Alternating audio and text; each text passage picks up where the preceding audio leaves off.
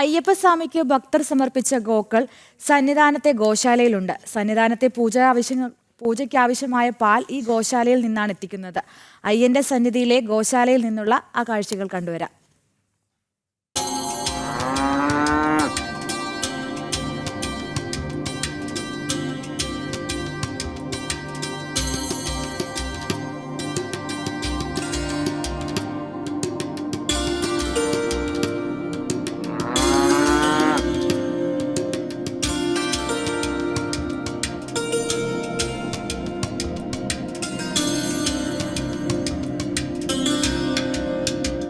അയ്യന് സമർപ്പിതമായ ഗോക്കൾ, അയ്യന്റെ സന്നിധിയിലെ ശരണമന്ത്രം കേട്ടുണരുന്ന ഗോശാല.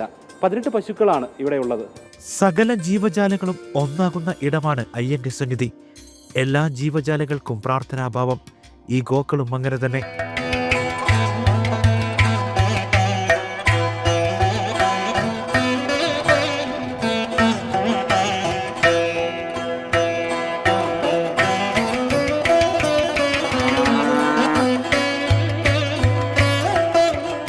പലപ്പോഴായി ഭക്തർ നടക്കിരുത്തിയതാണ് ഈ ഗോക്കളെയെല്ലാം. ഇപ്പോൾ 17 പശുക്കൾ ഇവിടെയുണ്ട്. ക്ഷേത്രത്തിൽ അഭിഷേകത്തിന് പുറമെ നിവേദ്യത്തിനും ഗോശാലയിലെ പാലാണ് എടുക്കുന്നത്.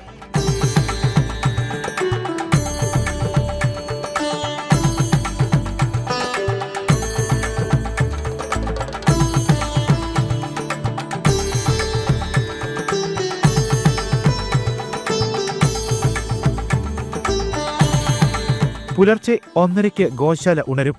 2 മണിയോടെ പാല് സന്നിധാനത്തെത്തിക്കും. ഉച്ചകഴിഞ്ഞും പാല് സന്നിധാനത്തെത്തിക്കുന്നുണ്ട്. പശ്ചിമ ബംഗാൾ സ്വദേശി ആനന്ദ് സാമന്തോയാണ് 10 വർഷമായി ഗോശാലയുടെ പരിപാലകൻ.